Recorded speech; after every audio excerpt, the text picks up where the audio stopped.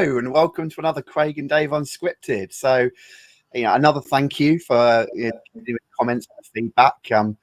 A quick apology, I guess. The last two videos, we really did indulge ourselves a bit. I mean, a proper trip down memory lane for the two of us. We kind of intend for these videos to be about 15, 20, 25 minutes long. We're not going to hold ourselves to that, but we appreciate we maybe got a bit carried away. But going back to our first video, we did a bunch of common FAQs we get. Now, we didn't get through all of them. There's a couple of questions that we held back. We get asked these all the time. So we thought we'd do two shorter videos on these really common questions. And the first, today's video, who are we, Dave?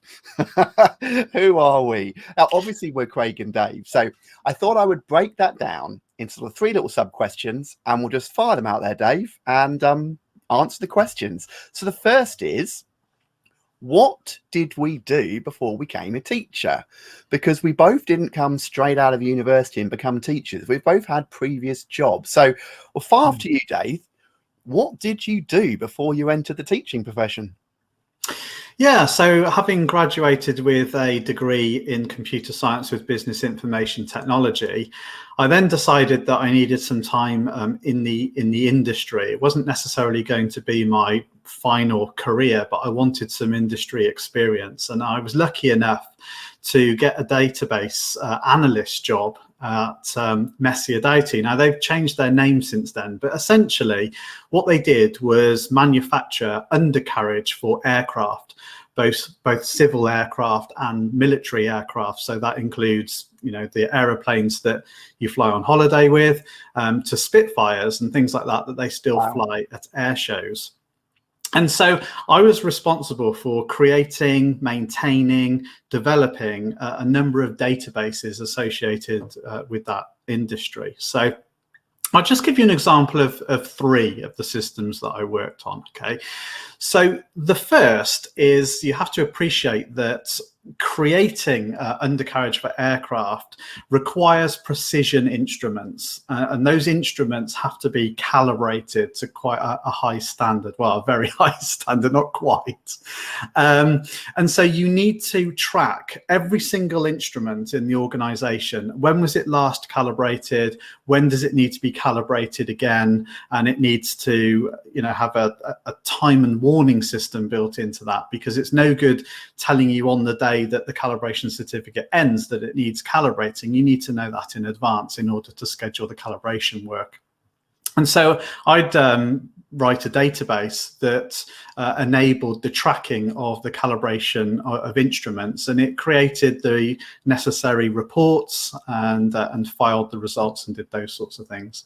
The second system that I worked on recorded the dialogue, if you like, between us as the undercarriage manufacturer and the airlines. So, for example, when an aeroplane comes into land, you kind of always assume that the pilot does a perfect landing, but that isn't necessarily the case. Sometimes a pilot can do a hard landing, and it can cause a component of the undercarriage to become damaged. And then there's a dispute, because these things are quite expensive to repair, as you can imagine, and it takes the aircraft out of action for a while, and that is extremely costly when that happens. So who's liable? Who's going to pay up for that?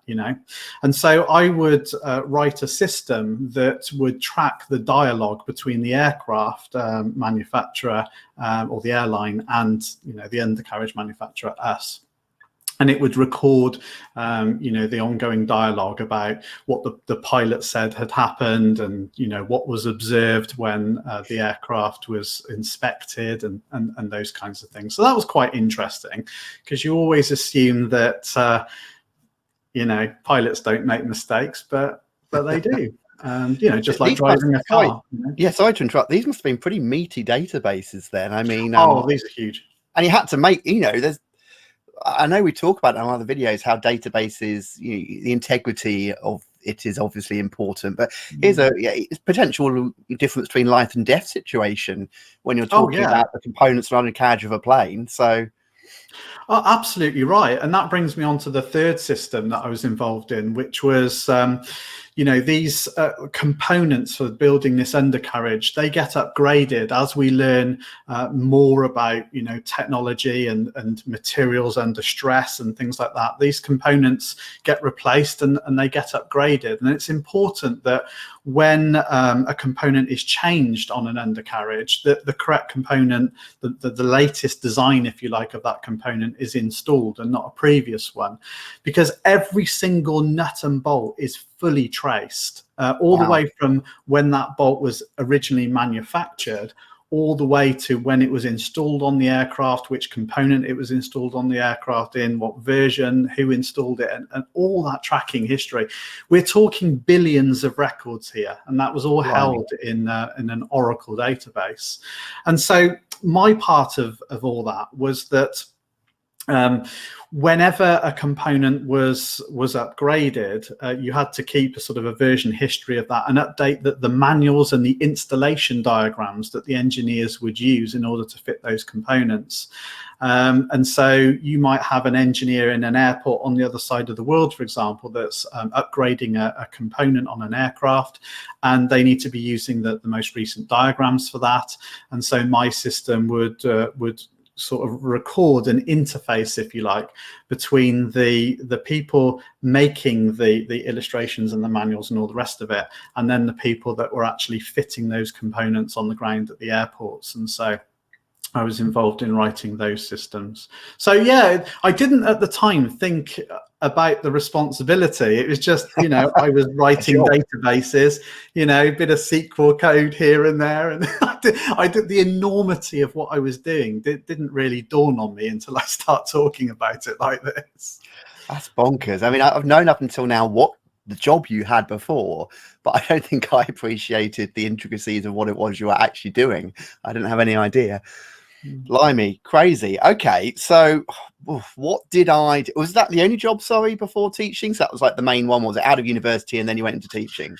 Well, like all young people, I had Saturday jobs and things like that. But in terms of, computer science and actually using the skill set that I'd learned, that was the major job that I did before teaching. Yeah. So I didn't do it for very long, and we'll come on to that. But what about you then, Craig?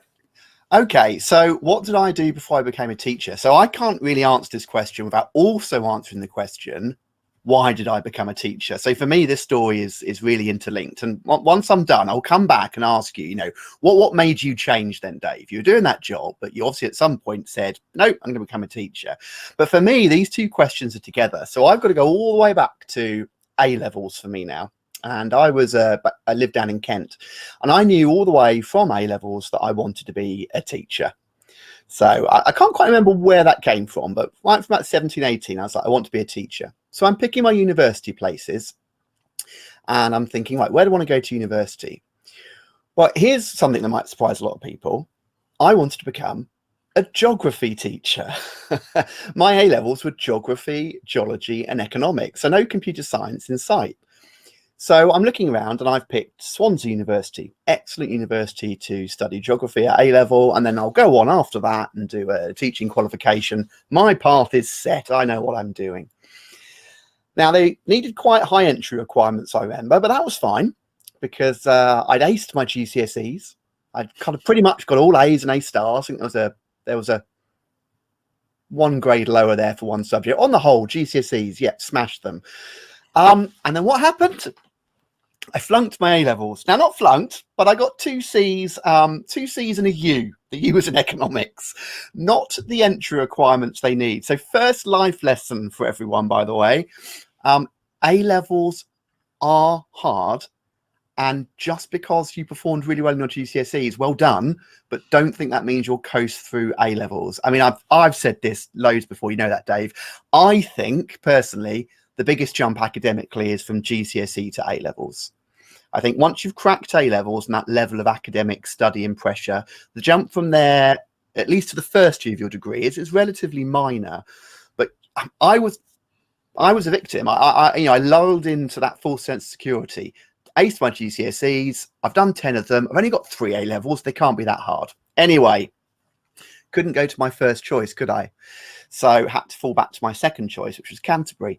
But Canterbury doesn't allow you to do single degrees. You had to do a joint degree. So I'm looking through the prospectus. What can I do geography with? And I was like, oh, geography with computer science. Yeah, sounds like a bit of a laugh. I enjoy computers. I play games. I'm a bit of a nerd. Yeah, probably not the way you should be making your university decisions, everyone, but I'm being truthful. So geography of computer science. Off I go to Canterbury. Fast forward to the end of my first year, and I'm getting firsts in computer science and sort of like 2 1s, 2 2s in geography. Not a surprise if you watch the last videos. I mean, I was writing my first computer program at 11. I had a passion, but that wasn't my plan. So I totally switched. And at the end of your first year, you could do what's called major minor. So I majored in computer science and minored in geography. So my degree is a computer science degree major with a minor in geography. But now geography is like it's a side note, really. And I'm getting all these great grades. So I'm getting into my third year of university now. I'm like, right, I got to start thinking about what I really want to do for a job. I mean, I've been in academia now for 20 years. What do I actually want to do? And of course, the plan was teaching. But I then made my second mistake of youth, which was I started listening to my friends, my parents, relatives, careers advisors at uni, and they were all saying, if you are excellent at computer science, you want to become a programmer. All the money, this is 2000, there's all the money in that. You don't want to become a teacher. There's no money in being a teacher. And I didn't listen to my heart, and I ditched the idea of teaching, which is why I didn't come into it till 10 years later. So I'm there my third year at university, and I'm at careers fairs, and I'm looking at, I've gone to a computer science career fair, and IBM are there, Oracle, I definitely remember them there, Microsoft, you know, a bunch of others. And there's this nice, sleek in the corner, black stand with red writing from the Ministry of Defence. And it says, we'd love to tell you what you'll do here, but shh, we can't. It's a secret. Craig thought he was going to be James Bond. I literally did. I was like, well, I'm clear. I'm not going to Microsoft now, some stuffy company. I'm gonna go to the Ministry of Defence. So anyway, that involved a move to the Cotswolds, and obviously what I did for the Ministry of Defence I can't really talk about, but essentially I was a programmer. I was a programmer. Now there was quite an extended period, sort of 9 months to a year, before I actually got the job, because they have to do background checks, and obviously so I took a freelance contracting job at Lloyd's TSB head office in London, where I actually worked on a database. I can't remember what it was, so I don't think it was Oracle. So I did that, and then I said, yeah, off to the Ministry of Defence in the Cotswold, where I programmed. So effectively, that's what I did. Now I can answer, so why did I become a teacher, as I'm doing both at once? It comes down to this. I should have listened to my heart. Now, you know, you're going to be of the age, if you're a student watching this, maybe GCSE, A level, I don't know what I'm meant to do yet. And that's fine. You know, you're not meant to know what you're going to do for the rest of your life. Some of you might have clear plans.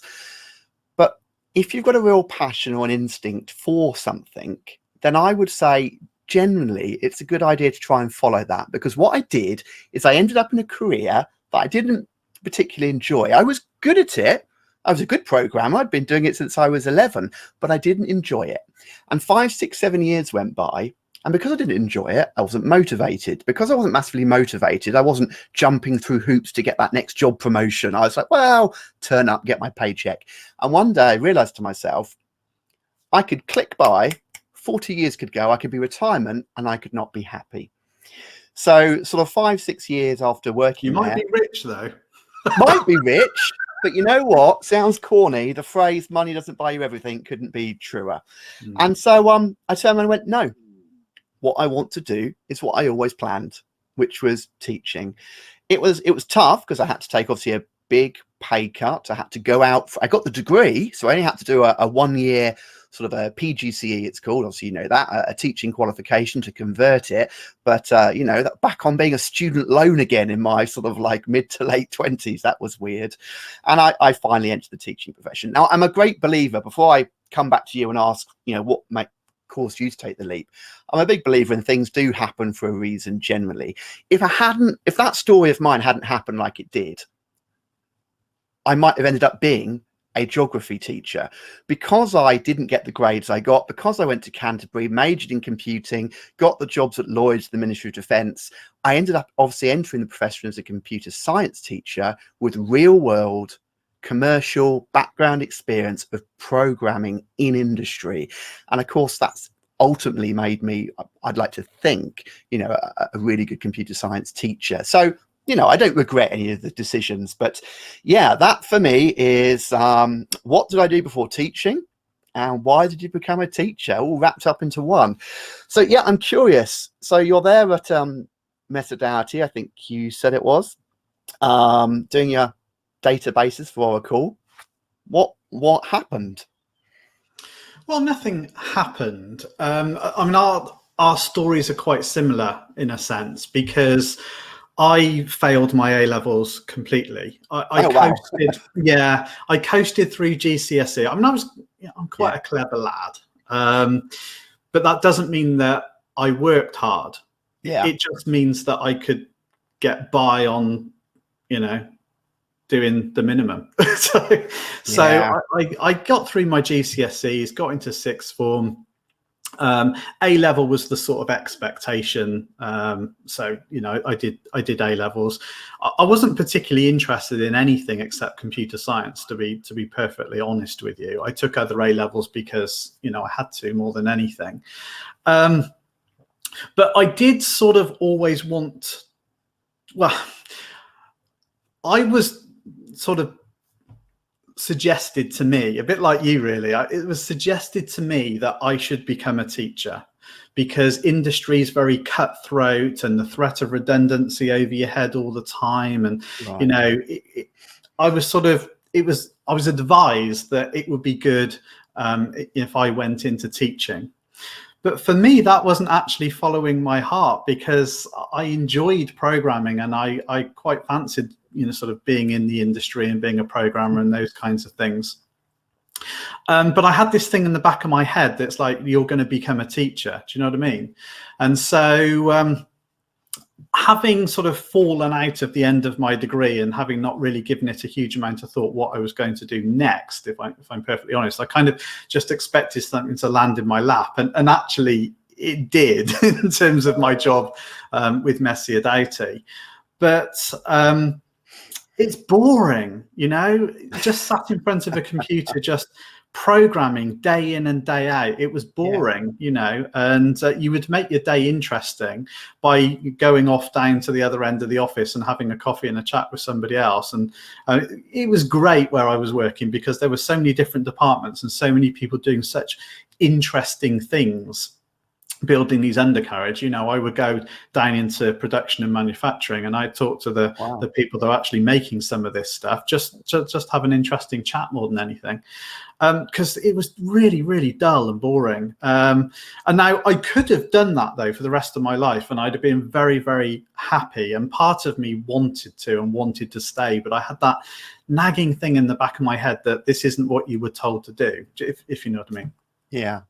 And so I decided, because it was only a short-term contract anyway with Metadata, it wasn't a permanent position. It was just sort of, contract work that got extended and extended, that I decided to go and do teacher training at the University of Gloucestershire. And that's what I did. But I can't really answer this question without picking out two key points of my education. Just very quickly. So I think I maybe knew this, but not occurred to me just now. So you did your teacher training at the University of Gloucester, same place I did. I did later. Yeah. I don't think I realised that before. Right, probably had some of the same lecturers. Anyway, go on. Sorry. Yeah. And Yeah, so there were two influential people in my education. There were more, actually, and I must give a special shout out to my tutor, Miss Harvey, who put up with me for 5 years at secondary school, who I actually later on ended up teaching in the same school as her, which is interesting. So that's a special shout out. But then, in addition, I had someone called Mr. Hibbs, Peter Hibbs, who was a maths teacher and taught me maths in years 10 and 11, although we called it years 4 and 5 in those days, and did a bit of sort of computing and messing about with the BBC micros on the side, which I was absolutely fascinated by. And so we had a very good rapport and a good relationship, because I was really interested in computers, and so was he. And he obviously knew more than me, and I was learning from him, but he really inspired me in the subject, and I knew that's exactly what I wanted to do. And then when I left that school and I went to do A-levels in another school, and I took computing A-level, another one of my teachers, Mr. Rawcliffe, Richard Rawcliffe, again, just kind of let me do what I wanted to do, build the network, maintain the network, faff about with the computers. And I think you mentioned that in the last video. Yeah, he wasn't that interested in whether I was successful or not, just that I was learning for myself and I was enjoying the learning process. And as long as that was happening, he was happy. I mean, teaching's changed so much since then. But, he gave me the opportunity to spread my wings and learn the things I was interested in for myself. Much to the annoyance of my head of year and my biology teacher, who would come and drag me out of the computer room when I should have been in a lesson. But attend your timetabled lessons. Hence why I failed my A-levels, because I spent the entire time in the computer room fiddling with the computers instead of actually learning the other subjects. But it was what I was interested in. So the combination of those two very influential teachers who gave me, well, they kind of were more of a catalyst if I even needed more of a catalyst into computer science. And I just thought to myself, do you know what?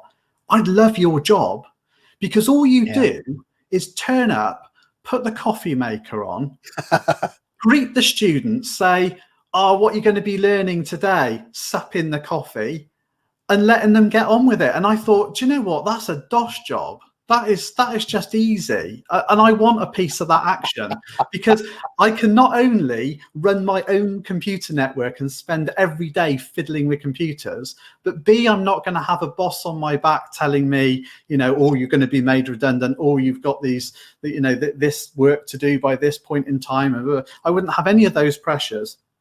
And I can just have a good time. So I thought to myself, if I combine that with, actually, I think I could teach computer science, because although you've left me to my own devices and I've really enjoyed it, I could have learned more if you'd have taught me. And so I was thinking to myself, I want your job and I can do it better than you. So do you know what? One day I'm going to do that. And that's why I became a teacher. Now, there's a funny story to follow that up with. Hang on, quick disclaimer, everyone. There is obviously far more to teaching than turning up, putting a coffee on and letting the kids get on with it. Do you know what? I only discovered that much later, once I became a teacher, and then realized what I got myself into. And then I realized the job in industry was easier than the job in teaching. But, a rewarding profession, but not often the easiest on a day-to-day basis.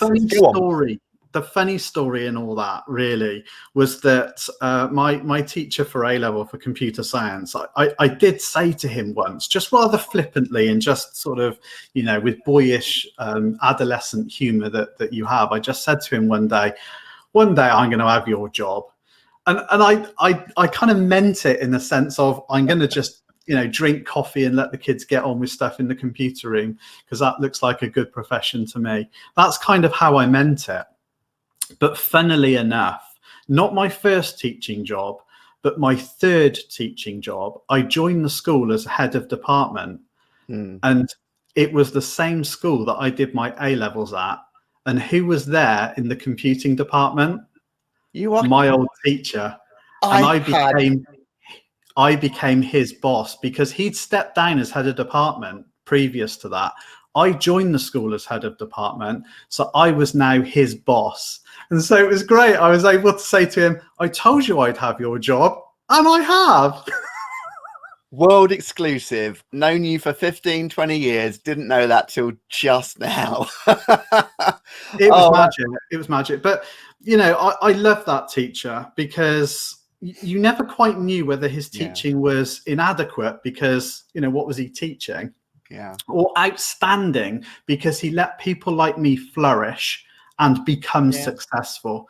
And so, you know, I'd observe his lessons as I'd have to do as a head of department. I never quite knew. Was I looking at something that was inadequate or something that was outstanding? I wasn't sure. But you know, he was so sort of magnanimous, and I'm struggling for the word here, but there was never any needle or resentment between us. The fact that I was now his boss, he was just really, really pleased that I had become successful, and that meant a lot to him. And I you know, it was amazing. Right. Okay. Wow. We thought these would be slightly shorter videos, but we've gone down memory lane again. It's fascinating though. There's stuff I'm learning that I didn't know. I've got one last question, and this is probably quite a quick one, and I can answer this. So we've both got these degrees. We both go into jobs that aren't teaching. We both end up in teaching. So at some point, presumably, Dave and Craig, or Craig and Dave, collide. How did that happen? Well, if you remember back to my story earlier, I've got my degree. I've got into industry. So I only need to do a 1-year postgraduate certificate in education. I've got my degree. That will get me my teaching status. And so I go to Gloucester University to do my PGCE. And obviously, as part of the course, you assigned what's called a pathway session. So once a week, you travel off to a local school, meet with all the other students who are doing your subject, and there's an expert teacher in front of you, a font of all knowledge, who's your pathway coordinator, and they guide and mentor you in how to become your the Jedi master. I would probably describe them as. Guess who my pathway mentor was? I still can't do it.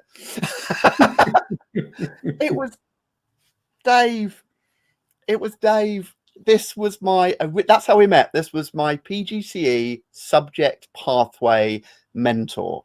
And I remember being in awe of this chap. That's changed, by the way, I should point out. No, that hasn't changed at all. I remember being in awe of this chap. It's like, he knows everything that, you know, all the knowledge I was absorbing. He'd set me assignments. You'd then have to mark them. Sorry about that. That in a nutshell, we could go on for another half an hour. We mustn't. But in a nutshell, that's how we met. Obviously, the relationship evolved. And I think we're going to touch on bits of that probably in our next videos. We've got another very key question we want to do a video on. But essentially, yeah, that's when the worlds collided. That's how we met, and it grew from there. Anything you wanted to add? As I like to put it, if Craig's Obi-Wan, I'll always be his Qui-Gon Jinn. It's just the way it is, you know. No. There's another line, if we're doing that, Dave, where it says, "The apprentice has surpassed the master." So don't start trying to outgeek me with quotes. Right. Okay. Well, almost half an hour, but I think that was amazing. That was actually pretty interesting for me. Should we mention what the question is for next week, or leave it as a mystery? Oh, I think we can probably introduce it. What are we going to talk about next week? Right. So there's one other question we get asked a lot, and we thought we'd do a video specifically on it. So we're going to do that for next week. So you understand where we've come from, how our worlds collided, and how we met. But how did Craig and Dave start? You know, the company we formed, what you know us for, the YouTube channel. You know, that didn't come out straight away when I was a PGCE student. That was many years later. So yeah, next week we're going to do a little video. How did Craig and Dave start? But yeah, I think that's for it. That's another Unscripted. Thank you very much, everyone. See you soon.